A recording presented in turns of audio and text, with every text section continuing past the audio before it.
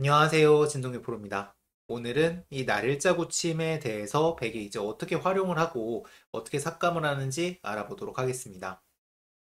이 날일자 고침은 굉장히 좁잖아요. 굉장히 좁기 때문에 실은 귀에서 술을 대기가 쉽지가 않습니다. 그래서 이런 좁은 모양은 술을 내려고 하기보다는 어차피 좁기 때문에 바깥에서 활용을 하는 것이 기본입니다. 그래서 날일자 고침에서 제일 많이 쓸 수 있는 수법은 어깨와 붙이는 수가 되겠습니다. 그리고 이쪽으로 붙이는 것은 사실은 자주 쓰이진 않는데 C 쪽에서 붙이는 것은 왜 자주 쓰이진 않는지 그것까지 살펴보도록 하겠습니다. 자, 우선 날일자 고침이기 때문에 이전에는 막 이렇게 붙인다거나 이렇게 붙인다거나 이렇게 붙인다거나 해서 뒤에서 뭔가 활용을 하거나 맛을 보려고 하는 수들을 많이 뒀었는데요. 지금은 잘 사용하지는 않습니다. 백은 그래서 우선 첫 번째로 둘 수 있는 수법은 B로 붙이는 수법이 되겠습니다. 어차피 귀가 집이니까 조금 굳어져도 상관이 없다는 건데요. 흙이 젖히면 뻗습니다. 뻗어야 할 텐데요. 그때 백이 밀고 벌려갑니다. 지금 이 형태는 흙이 어차피 집이었기 때문에 어느 정도 굳어져도 상관이 없다라는 생각을 갖고 있고, 백은 귀에서 활용을 하고 좌변에서 자리를 잡아서 만족스럽습니다. 다만 이제 이 진행을 두었을 때 백 입장에서 가장 조심해야 할 것은 하변 모양입니다. 하변 모양.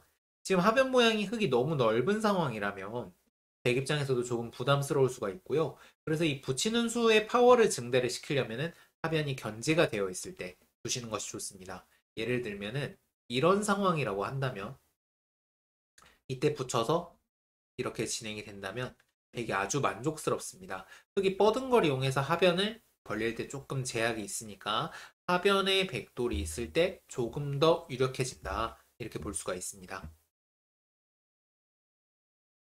자, 백이 붙일 때 흙이 반대쪽으로 협공을 하거나 하는 것은 약간 이제 그 공격적인 수법이기는 한데요.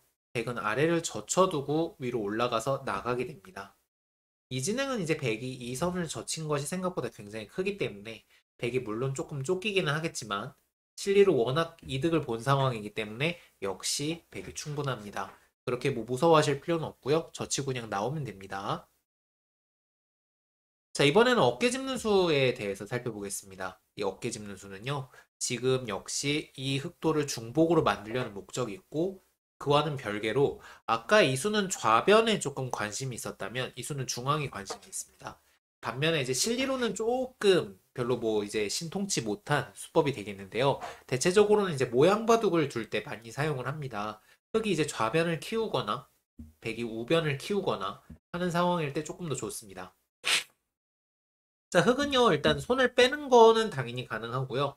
반대쪽으로 협공을 하는 것도 가능합니다. 반대쪽으로 협공을 한다면 백 입장에서도 막을 수도 있고, 역시 가볍게 보고 또 협공을 할 수도 있습니다. 이 어깨 자체는 일단 흙의 응수에 따라서 버리거나 살리거나가 굉장히 자유롭습니다. 그래서 흙의 응수에 따라서 약간씩 변화가 일어나게 되고요. 협공을 할 때는 어느 한 변화를 특정을 지을 수가 없습니다. 자, 그렇다면 아래로 미는 걸 조금 살펴볼 텐데요. 우선 아래로 미는 수에는 백은 뛰는 수법과 붙이는 수법 두 가지의 수법이 있습니다. 뛰는 것은 무난합니다. 그럼 백은 이곳을 눌러서 중앙을 장악을 하고 조금 더 넓게는 이 좌변을 삭감을 하고 그 다음에 우변에 백의 세력에 힘을 실어주는 그런 수법이라고 볼 수가 있고요.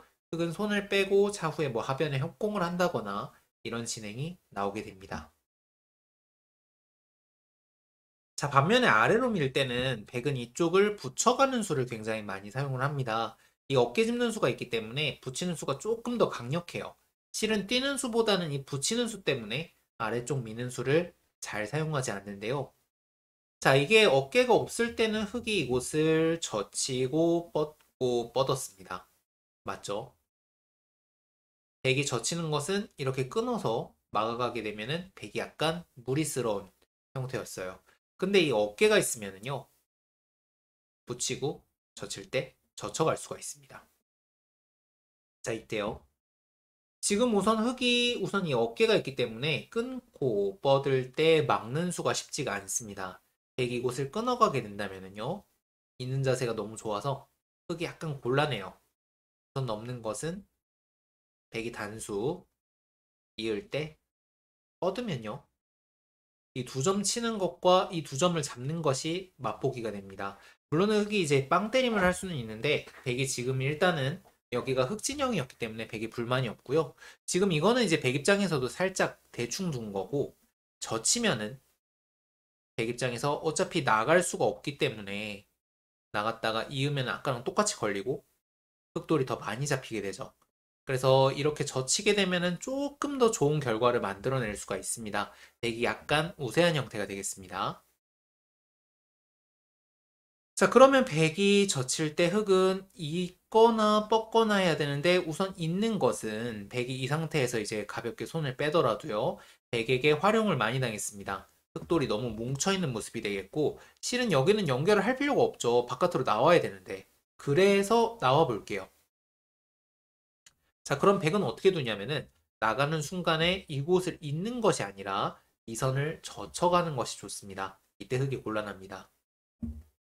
흑이 뿌리를 끊는 것은요. 백이 귀에서 크게 살아서 흑이 불만이 되겠고요. 이쪽을 끊는 것은 있습니다. 잡을 때 끊는 것이 선수이기 때문에 지금 이 들여다본 수가 지금 흑이 굉장히 귀찮은 위치에 놓여 있어요. 당장 있는 것도 기분 나쁘고 이쪽으로 올라올 때도 받아야 되고 역시 흑이 활용을 당해서 좋지 못한 모습이 되겠습니다. 자, 그래서 흑은 붙이면은 젖히고 있거나 아니면 그냥 뻗거나 해서 약간 당할 수밖에 없는 모양이 되겠고요. 그렇다면은 지금 흑이 이걸 당하기 싫어서 두는 수가 위로 미는 수입니다. 위로 미는 수는 이거 붙이지 말라 라는 뜻이 되겠고요. 백은 뛰고 흑은 손을 빼서 역시 쌍방 호각의 진행이 되겠습니다. 자, 마지막으로 아래쪽 붙이는 수는 왜 많이 쓰지 않느냐. 이거는 이제 저쪽으로 조금 바꿔볼게요. 자, 여기도 이렇게 굳힘이 있고 여기도 이렇게 굳힘이 한번 있다고 해보겠습니다. 자, 우선 이쪽 붙임은 잘 쓰는데 이쪽 붙임은 자주 쓰지는 않아요. 물론 이제 배석이 맞으면 쓸 수는 있습니다. 자, 똑같이 젖히고 뻗고 뻗어 볼게요. 이것도 똑같이 젖히고 뻗고 뻗습니다. 이렇게 진행을 했을 때 지금 일단 형태의 넓이로만 본다면 지금 아래쪽 흙이 훨씬 넓은 걸 볼 수가 있어요.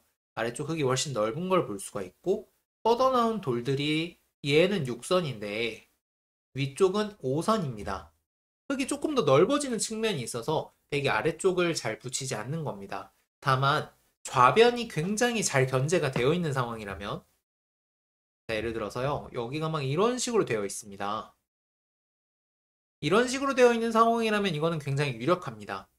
흙이 젖히고 뻗건 말건 어차피 뻗은 돌을 이용해서 뭘 할 수가 없기 때문에 이런 상황이라면 백도 역시 사용이 가능한 수법이 되겠습니다. 자, 오늘 강의 여기까지입니다. 다음 시간에 또 만나요. 안녕.